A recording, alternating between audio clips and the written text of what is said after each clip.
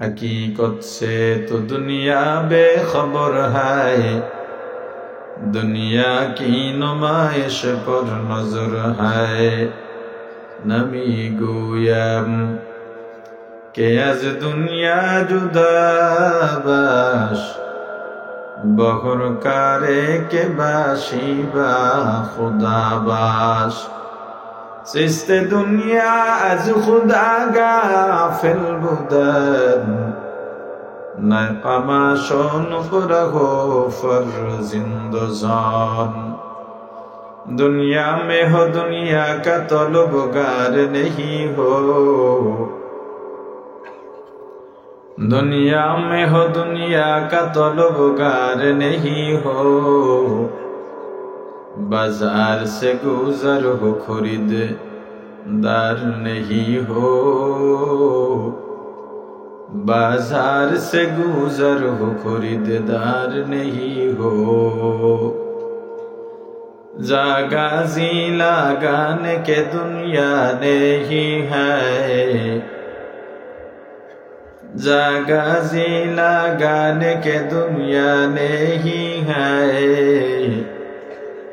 ये इबरत की जाहे तमाशा नहीं है, ये इबरत की जाहे तमाशा नहीं है। और दुजहानेर शासक ইসলামের দ্বিতীয় খলিফা, যার ব্যাপারে আমার রাসূল বলেছেন, আমার পরে আল্লাহ যদি কাউকে নবী বানাইতেন তাহলে আমার উমরকে নবী বানাইতেন। আমিরুল মুমিনিন খলিফাতুল মুসলিমিন হযরত উমর রাদিয়াল্লাহু তাআলা আনহু ইন্তেকালের পর ফেরেশতা से প্রশ্ন করতে, মান রব্বুকা, হে উমর তোমার রব কে? বলেন তো হযরত উমরের কবর কোথায়? কোন রাসূলের সঙ্গে? আমার রাসূল ফেরেশতারে ডেকে বলেন, হে ফেরেশতা, যেই রব সম্পর্কে যেই উমরকে প্রশ্ন করতেছো, ওই উমর ওই রবকে তোমার থেকে বেশি চেনে। তুমি কারে কি জিজ্ঞাসা? তুমি রবের পরিচয় যার থেকে নিবা, সে রব তোমাকে তোমার থেকে বেশি চেনেছে।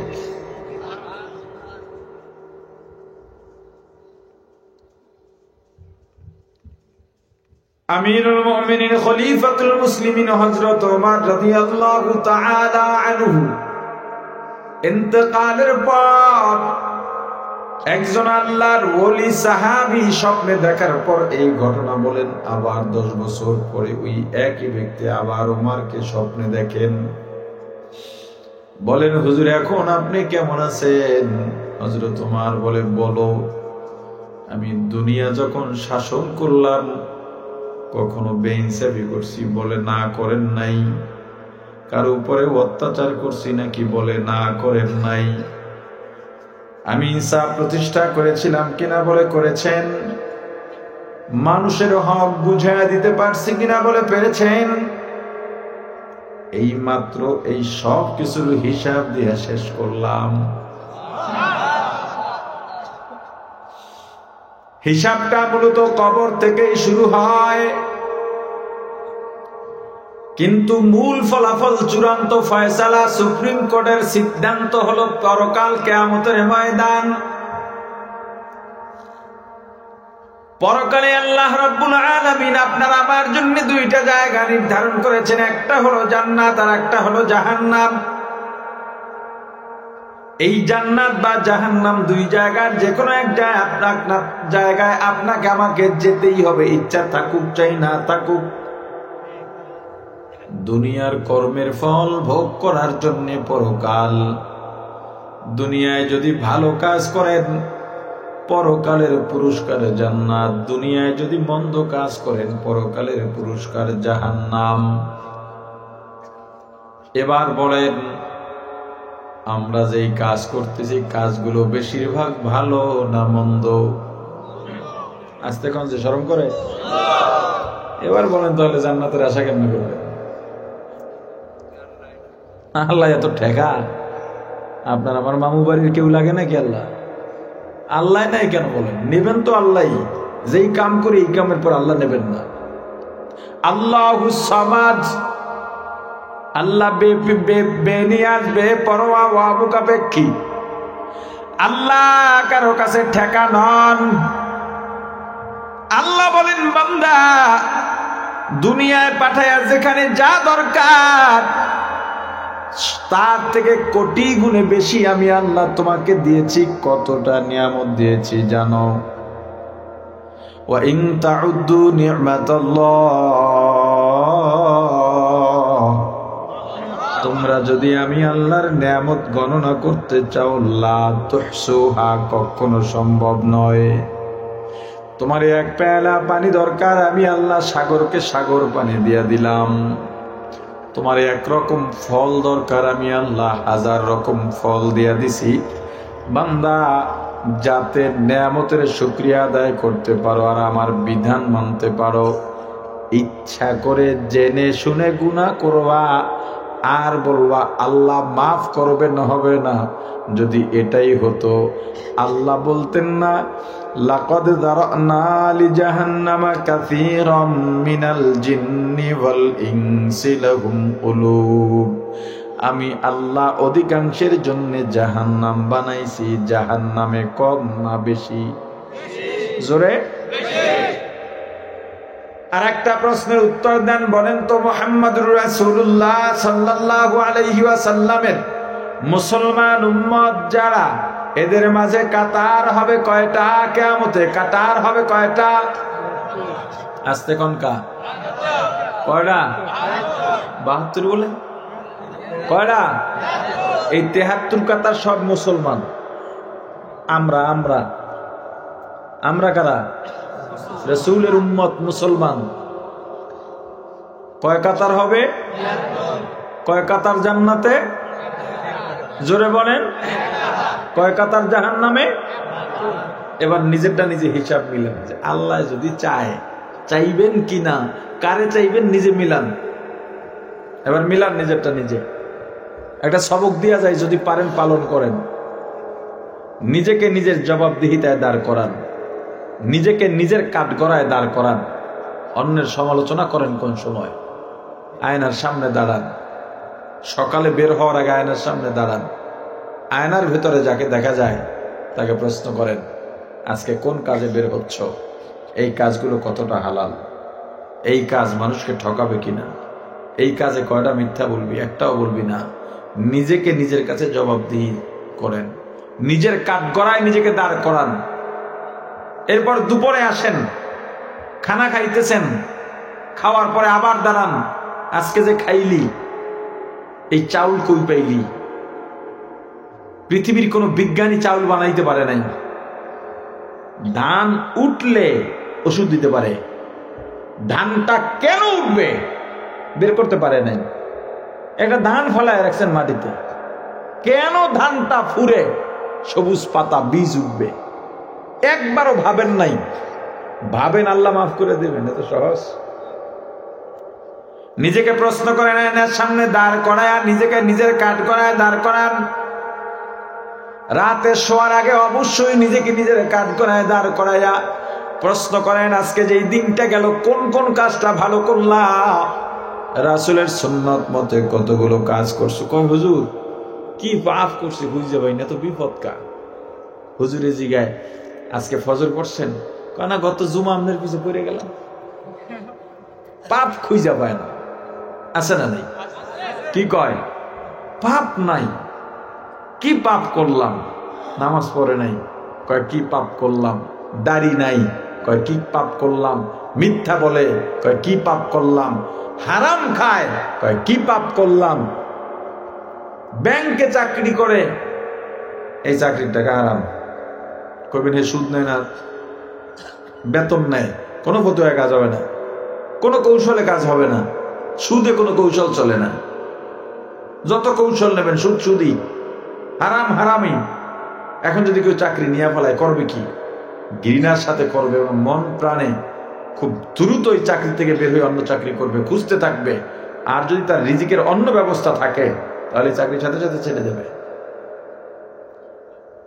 নিয়মিত হারাম খাচ্ছে, হুজুরে ফতুয়া করলে হেসে ইত্যা যায়, হে যুক্তি দেয়, অমুক এইটা পারে আমরা পারবো না কা। আর একটা সবক দিই, অন্যকে জবাব দিয়া যেই ম্যানেজটা করতে চাচ্ছেন, এই জবাবটা কিয়ামতে আল্লাহর সামনে চলবে কিনা শুধু এইটা ভাবেন। আমাকে আপনাকে বুঝাইতে হবে এটা কোন ধরনের, এটা আপনার বাধ্যবাধকতা নাই। অনেকে সুদ খায় না, ঘুরাইয়া টুরাইয়া এই মনে করেন চাকা মধ্যে বাইরে কলা পরা যায়, হ্যান্তে রাঙ্গাবালি টেলি করে পুট্টুলি আনতে, এইবার যত ফেস গোছে ইয়ে কয় হুজুর এইভাবে জায়েজ। এত ঘুরানোর পর আমার দ্বারে যারা বলে, আমি বলছি এর দূর ঘুরানোর এমনি কোনো দরকারই নেই, কারণ আমি বুঝছি।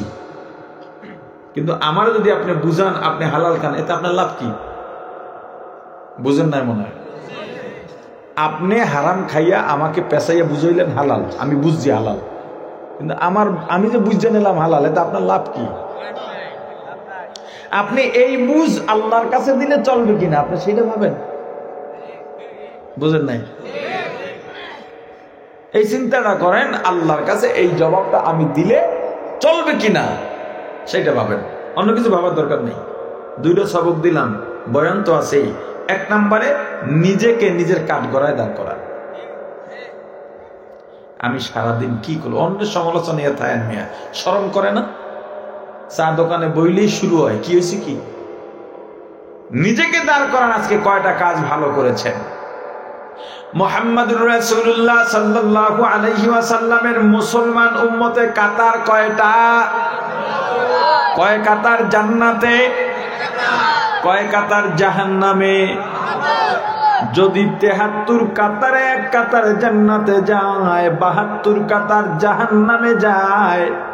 গড় অঙ্ক যারা জানেন সহজে বুঝবেন, ৭৩ জন মুসলমানের মধ্যে একজন যাবে জান্নাতে।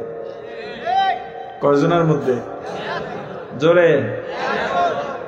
কিন্তু এই সময় ৭৩ জনে একজন জান্নাতি পাবেন না, পাবেন না, হাজারও একজন পাবেন না। যারা গড় বোঝেন, এজন্যই বলছি, তারা বুঝবেন। রাসূলের জমানায় ১০০তে ১০০ কথা কয় না। এরপরে তাবে আইমে মুজতাহিদ সলফে সালিহ ওয়া মুতাআখিরিন, আমাদের আকাবিরিন যারা আছেন, একটু একটু কমতে কমতে আসছে। কিন্তু ওদিকে যেহেতু পুরা জান্নাতে, তাহলে গড় অঙ্ক যদি আসে, এদিক থেকে ৭৩-এ ১ থাকে না, হাজারে ১ হয়ে যায়। এখন বলবেন হুজুর আপনি মুখস্থ বললে হবে না, আমি আপনার কাছে বিচার দিয়া যাই। ৩ নাম্বার কাজ আপনার, ৩ নাম্বার কাজ দিলাম, আমি আসলে জান্নাতে কতটুকু যাব।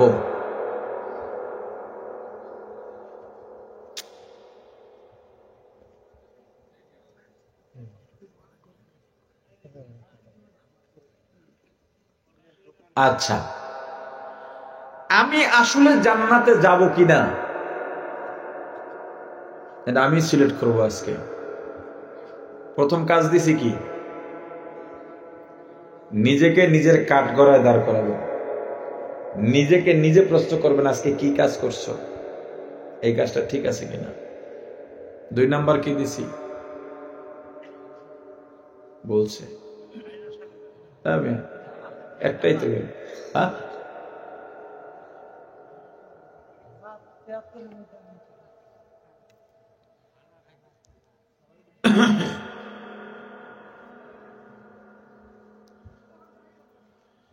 এক নাম্বার কাজ দিছি নিজেকে নিজের কাঠগড়ায় দাঁড় করানো।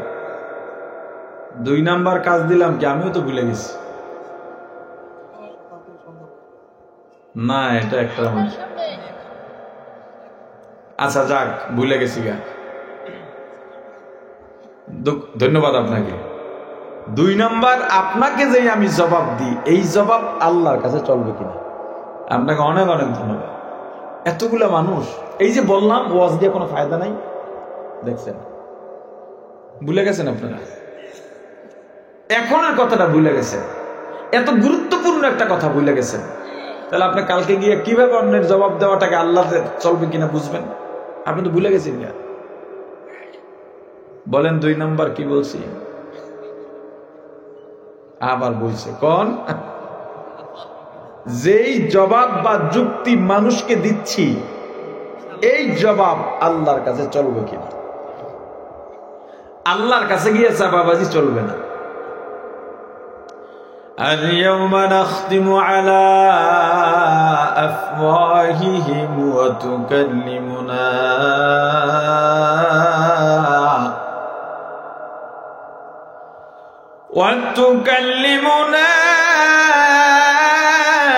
أيديهم وتشهد أرجلهم بما كانوا يكسبون।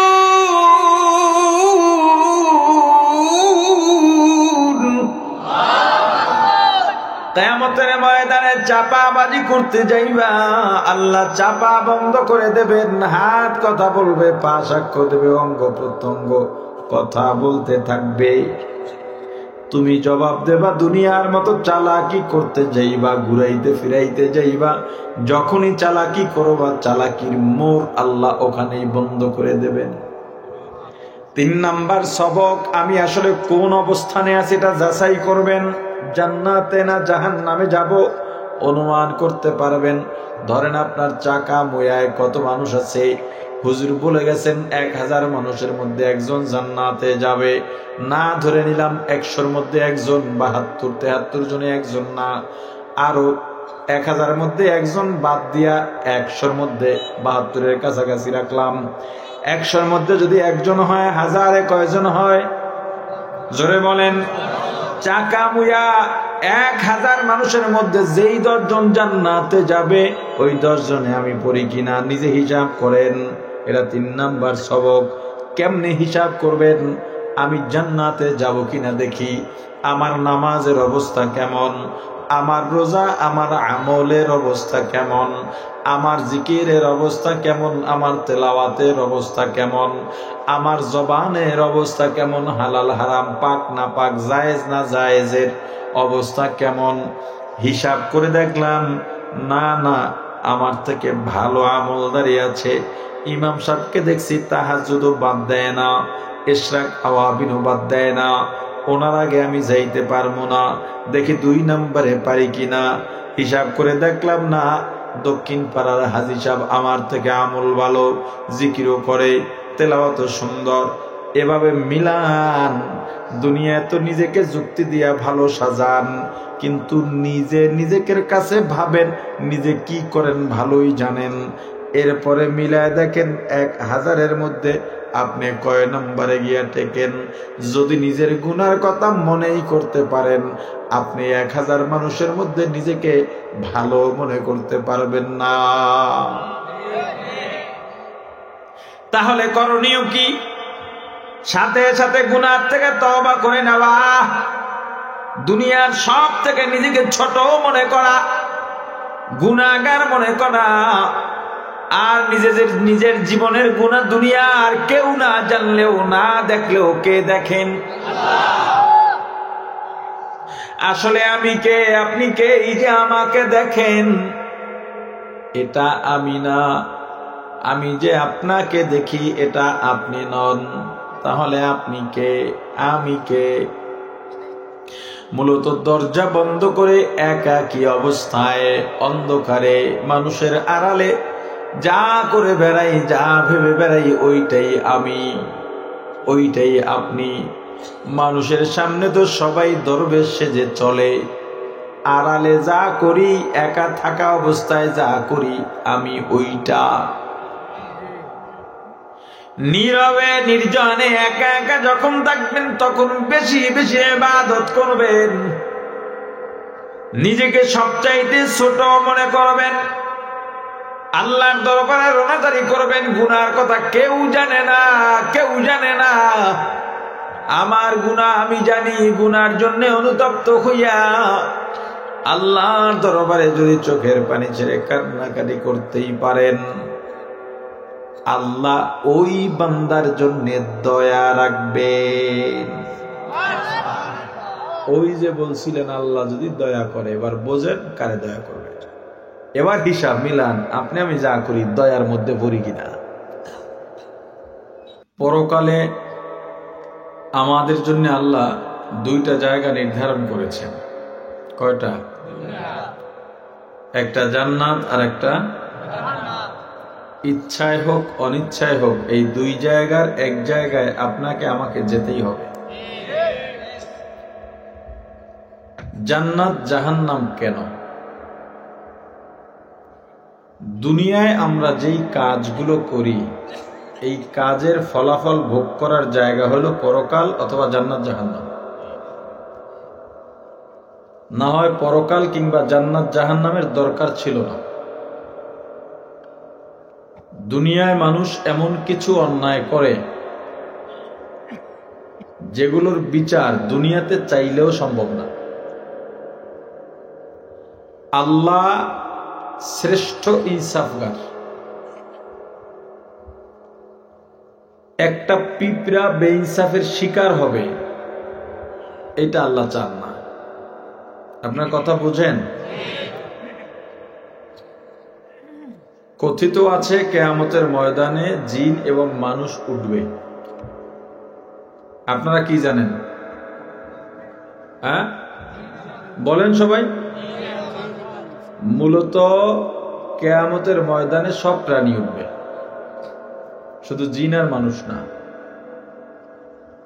যারা জিন আর মানুষ বলেন তারা ভুল বলেন না, ঠিক আছে, তারা একটা দিক চিন্তা করে বলেন, কারণ জান্নাত জাহান্নাম তাদের জন্যই, এই হিসেব করে বলেন। কিন্তু কিয়ামতের ময়দানে সব উঠবে, কুকুর, গরু, ভেড়া, বকরি সব উঠবে। তারা উঠবে কেন? আল্লাহর ইনসাফ প্রতিষ্ঠার জন্য উঠবে। একটা প্রাণী অন্যায়ের শিকার হলো আরেক প্রাণী থেকে, তার মানে সে মাজলুম। যেই প্রাণী অত্যাচার করলো বা আক্রমণ করলো সে হলো জালেম।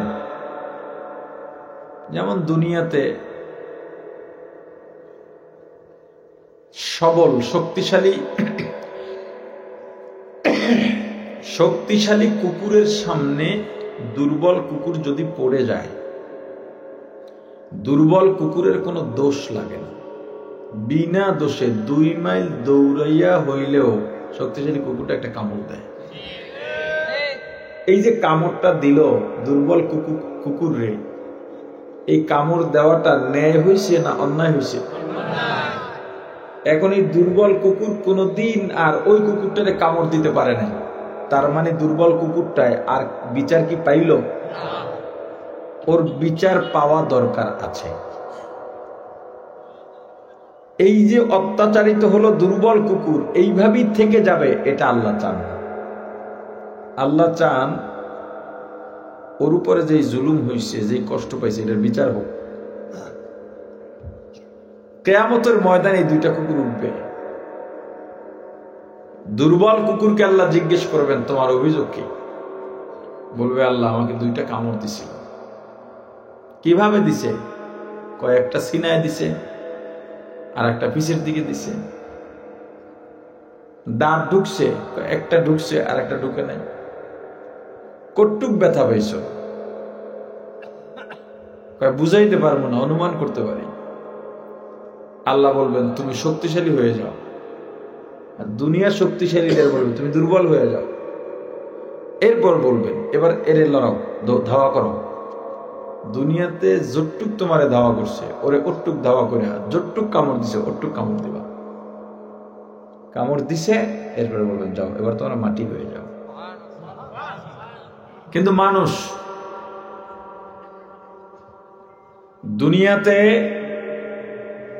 যেই আইন আছে, বিশেষ করে বাংলাদেশে ব্রিটিশ ল চলে, ডক্টর কামাল হোসেন যেটা প্রণয়ন করেছিল, বাংলাদেশের সংবিধানে, এমনকি শরীয়ী সংবিধান, ইসলামিক সংবিধানেও কেউ যদি কাউকে খুন করে অন্যায়ভাবে, অনেক সময় অ্যাক্সিডেন্টলি হয়ে যায়, হাসি তামাশায়ও হয়ে যায়। দুজন বন্ধু খেলতেছে, একজন ধাক্কা মারে না? মারে তো। বন্ধু একটা থাপ্পড়ও মারে। দেখা যায় ধাক্কা দিছে, বা হাঁটুর গুঁতো গিয়ে পেটে লাগছে, হঠাৎ করে দম বন্ধ হয়ে মরে গেছে। এটা তো ইচ্ছা করে মারে নাই।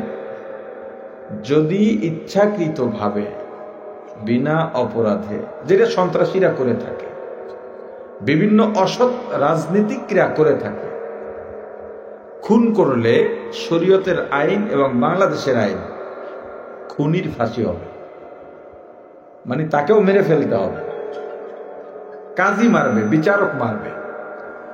এখন একজন মানুষ 5 জনকে খুন করছে, কয়জনকে? খুনিকে কয়বার ফাঁসি দেওয়া যাবে? একবার ফাঁসি হয়, কয়জন আর বদলায়?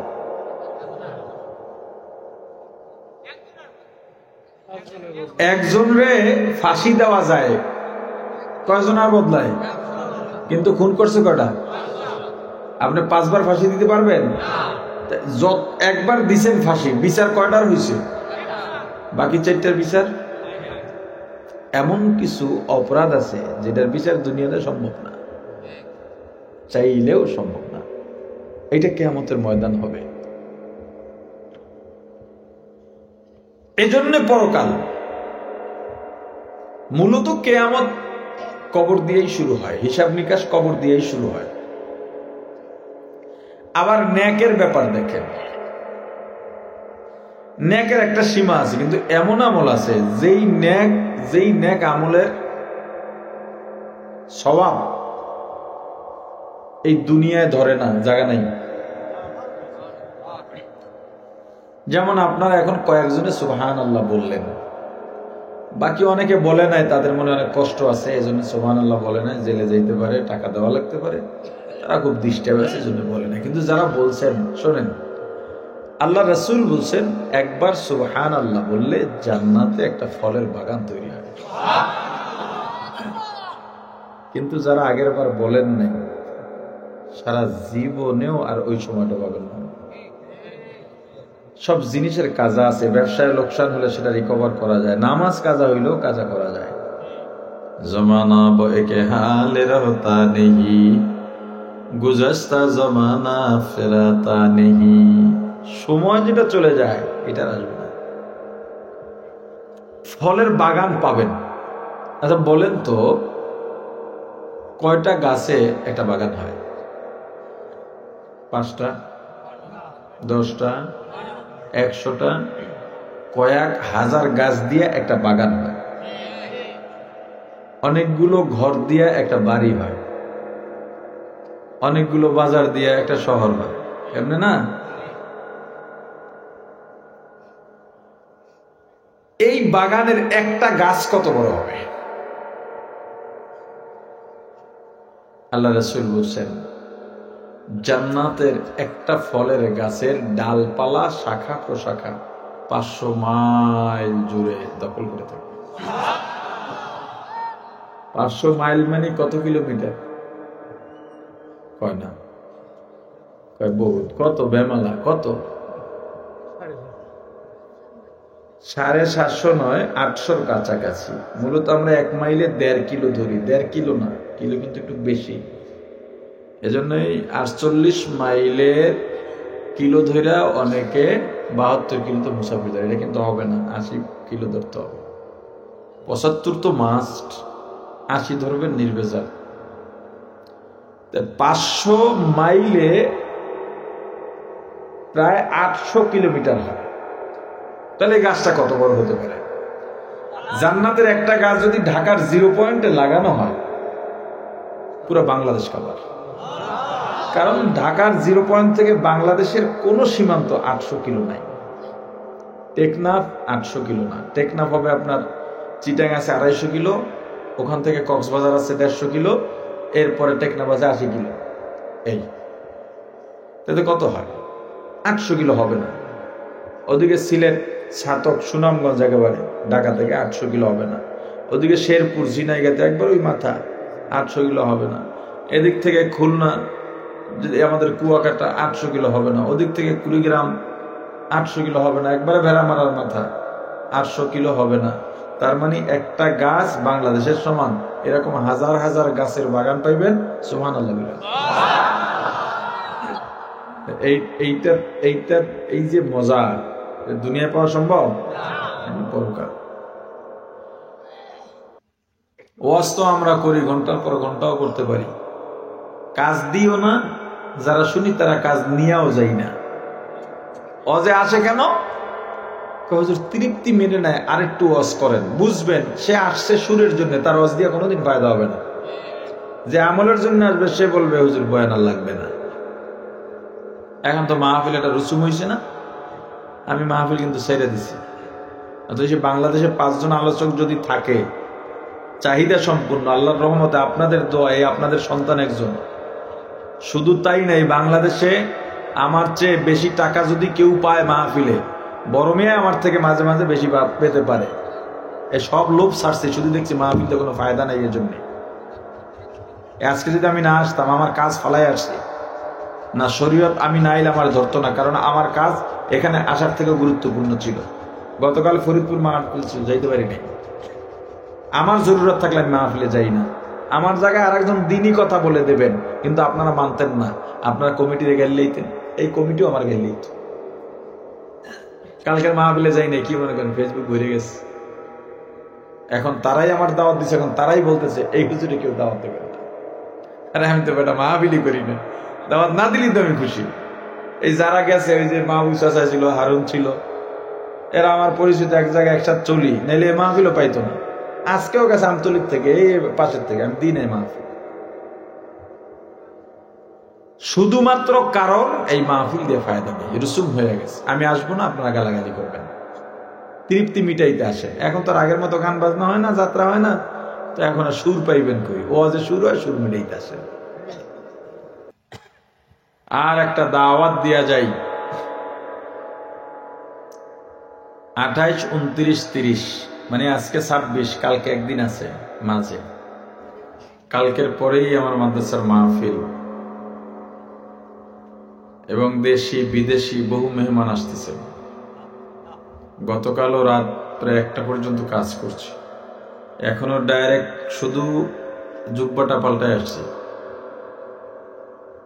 না হয় ফ্রি থাকলে তো এশার পরই বয়ানে বসতাম। আমি এশার পরই বয়ান করি সব জায়গায়, 9টা, 9:30 বয়ান শেষ করে দিই।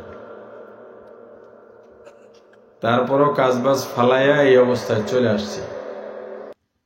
আলিপুর কেন্দ্রীয় জামে মসজিদ ময়দানে, আলিপুরে আমি যেই মাদ্রাসায় স্কুল করেছি, জামিয়া মহিউস সুন্নাহ আলিপুর, এটার উদ্যোগে 3য় বার্ষিক জাতীয় তাফসিরুল কোরআন মাহফিল।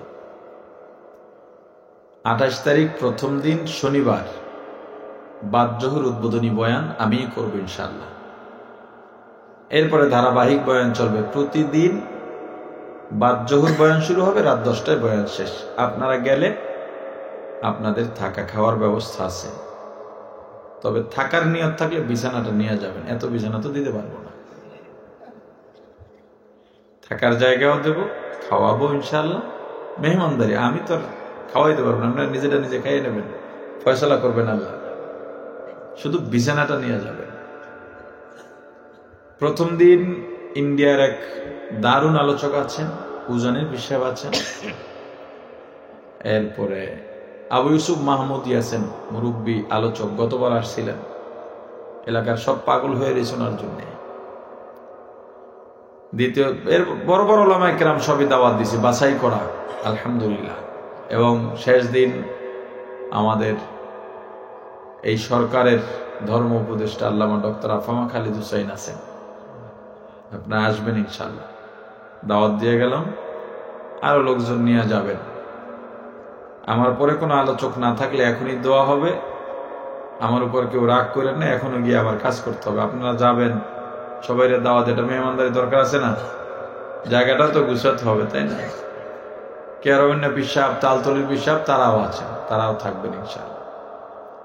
আমি দোয়া করি আজকে যেই মাদ্রাসা মসজিদ যুবকদের উদ্যোগে মাহফিল, গ্রাম, আমাদের এসব অঞ্চলে এখনো বড় বাজেটে মাহফিল হয় না।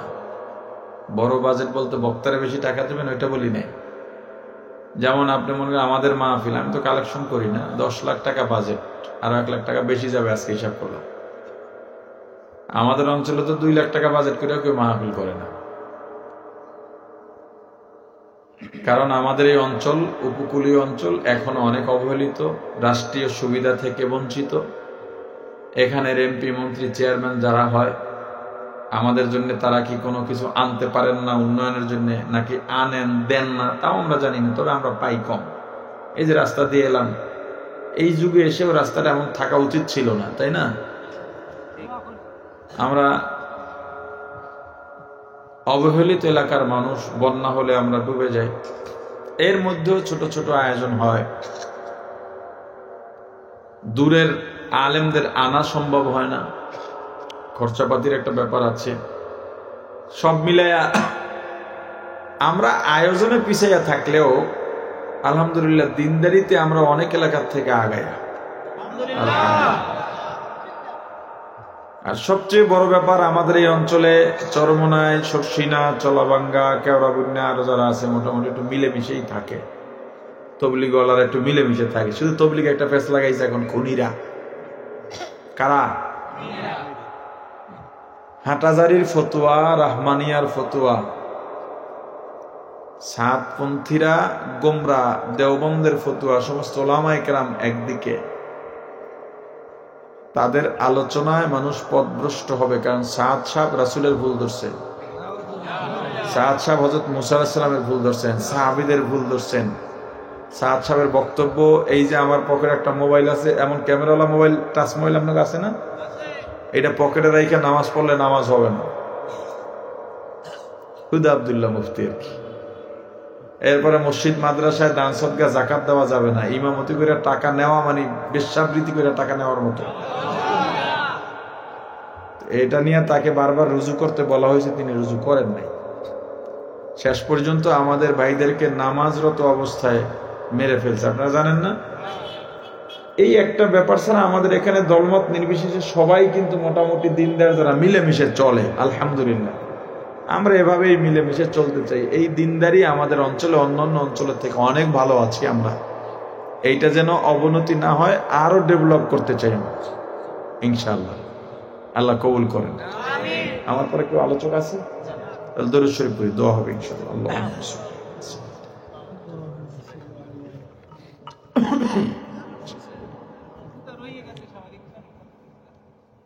اللهم انت السلام. ربنا ظلمنا انفسنا وان لم تغفر لنا وترحمنا لنكونن من الخاسرين. ربنا آتنا في الدنيا حسنة وفي الآخرة حسنة وقنا عذاب النار. رب ارحمهما كما ربياني صغيرا. رب ارحمهما كما ربياني صغيرا. আল্লাহ মাহফিলকে কবুল করেন, আল্লাহ মাদ্রাসা মসজিদ এলাকার যুবকদের কবুল করেন, আয়োজক কমিটিকে কবুল করেন। আল্লাহ মাহফিলের সভাপতি, অতিথিবৃন্দ, অন্যান্য ওয়াইজিন ইকরাম সবাইকে আপনি কবুল করেন। আজকের স্বেচ্ছাসেবক, দানকারী, শুভাকাঙ্ক্ষী, হিতাকাঙ্ক্ষী সবাইকে কবুল করেন। আমাদের সঙ্গে যারা হাত উঠাইছেন, অনেক বাড়ির মহিলা, পথচারী, দোকানদার, মাঠের মধ্যে যারা আছে, আশেপাশে মাইকের আওয়াজে হাত উঠাইছে, সবার মনের ন্যাক আশা পূরণ করে দেন। যাবতীয় বালা মুসিবত থেকে হেফাজত করেন। ষড়যন্ত্র, মুনাফিকের নিফাকি চক্রান্ত, দুশ্মনের দুশ্মনী, চুরি ডাকাতি থেকে হেফাজত করেন। সবার ঘরে আপনার খাস রহমত বর্ষিত করে দেন। আমাদের বাড়ি ঘর, দোকানপাট, ব্যবসা প্রতিষ্ঠান, জমি জমা, ফসল আদি আপনার কুদরতের চাদর দ্বারা হেফাজত করেন। আল্লাহ আমাদের ভাই বোন, আত্মীয় স্বজন, মা বাবা, স্ত্রী, সন্তান, বন্ধু বান্ধব সবাইকে কবুল করেন। আল্লাহ আল্লাহ যাদের বিয়ে হয় না, সন্তান হয় না, বিয়ে সন্তানের ফয়সালা করে দেন। দোকানদার, ব্যবসায়ী, কর্মচারী, কর্মজীবী, জেলে মজদুর, কৃষক, শ্রমিক, প্রশাসন, সাংবাদিক, জনপ্রতিনিধি, সমাজকর্মী সবাইকে নিষ্ঠার সাথে কাজ করার তৌফিক দিয়ে দেন। আল্লাহ ওগো আল্লাহ, আমাদের দোয়ার খবর রাসূলের রওজা মোবারকে পৌঁছায় দেন। বাবা আদম থেকে আজ পর্যন্ত যত মুমিন মুমিনাত, মুসলিম মুসলিমাত অন্ধকার কবরে চলে গেল, প্রত্যেকের রুহের উপরে সোয়াব পৌঁছে দেন। আল্লাহ বিশেষ করে যারা হাত উঠাইলাম, যার মা নাই, বাবা নাই, চিরবিদায় নিয়া বাঁশ বাগানে, কলা বাগানে, রাস্তার ধারে, পুকুর পাড়ে, গোরস্থানে শুয়ে রইছে। ওই কবর থেকে মা ডেকে ডেকে বলে, সন্তান, বাবারে শীতের রাত, ল্যাপ তোষক জাজিম কম্বল দিয়ে আরামে ঘুমাও। আর আমি মাকে পাতলা সাদা 5খানা কাপড়ের প্যাকেট বানাইয়া এমন একটা জায়গায় রাখছো যেখানে বিছানা নাই, বালিশ নাই, নিচে ভিজা মাটি, ডানেও মাটি, বামেও মাটি। বাবারে, স্ত্রী সন্তান নিয়ে কত ভালো খাবার খাওয়াবি মা, দুঃখিনীর চেহারাটা কি একবারও তোর চোখের সামনে ভাসে না? ওরে বাবা,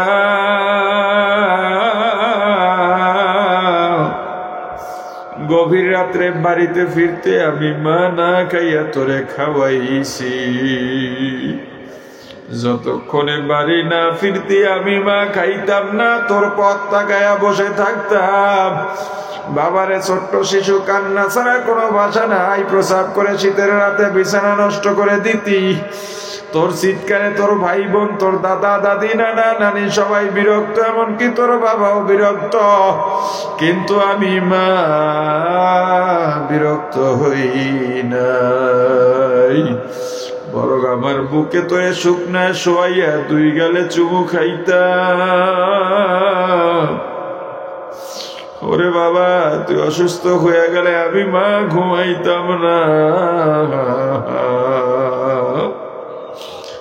এ বাবা, বড় হইয়া দূরে লেখাপড়া করার জন্য গেলি, চাকরি করার জন্য গেলি, ব্যবসা করার জন্য গেলি। আমার বাড়িতে কত মেহমান, ভালো ভালো খাবার পাকাইয়া, মজাদার পিঠা বানাইয়া আমি মা সবাইকে ভাগ করে দিতাম, কিন্তু আমি খাইতে পারতাম না। আজকে ওয়াজের মাঠে গেছো বাবা, কত আলেম, কত বুড়া সাদা দাড়িওয়ালা, কত হাফেজ, কত যুবক, কত বাচ্চারা হাত উঠায়া চোখের পানি ছেড়ে দোয়া করে, বাবা আমি মায়ের জন্য যদি একটু মায়া হয়, একটু হাত উঠায়া চোখের পানি ছেড়ে দে বাবা। তোর চোখের পানি আমার কবরে বড় উপকার।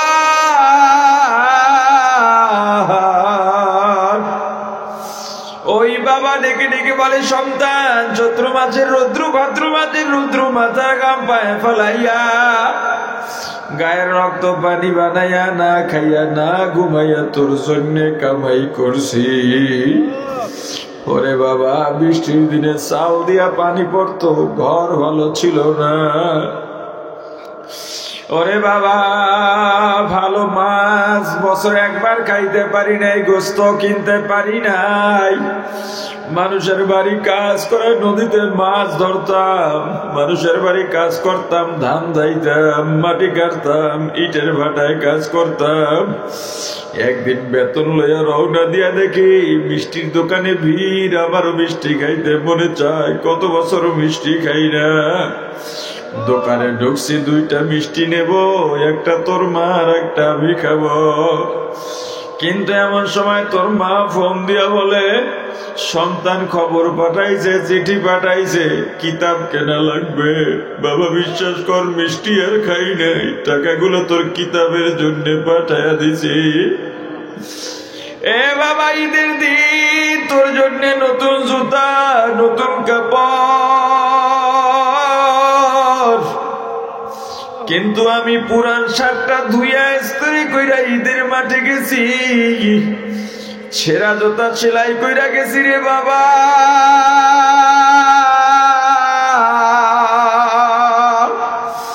আজকে আমার কামাই দিয়া বিল্ডিং উঠাইয়া ঘুমাও, বৃষ্টির দিনে তোর বিল্ডিং এর ছাদের পানি, ঘরের চালের পানি গড়াইয়া গড়াইয়া আমার আমার কবরে আসে বাবা খবর নিলি না। ও আল্লাহ তাকায় দেখেন কোন সন্তান মা হারাইয়া বাবা হারাইয়া আপনার দরবারে চোখের পানি ছেড়ে শিশুর মতো কান্দে। মা নাই বাবা নাই, মাও ডাকতে পারে না বাবাও ডাকতে পারে না। বাড়িতে গিয়া দরজার সামনে একটা ডাক দিত, আম্মু আইছি দরজা খোলো, কিন্তু এখন আর সেটা বলতে পারবে না।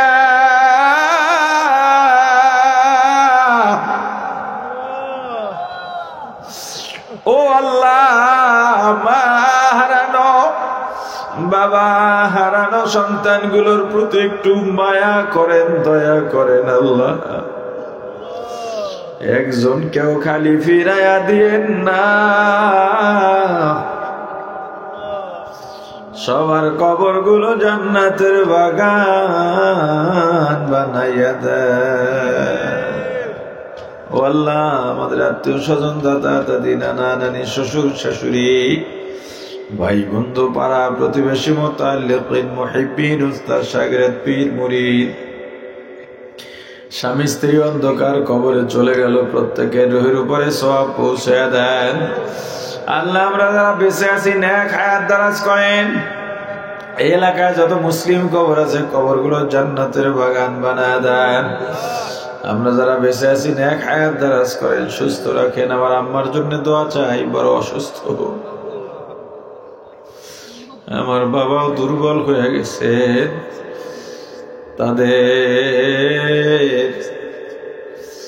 তাদের পরিশ্রম না থাকলে আজকে এই চেয়ারে বসতে পারতাম না, তাদের দোয়া ছাড়া বসতে পারতাম না।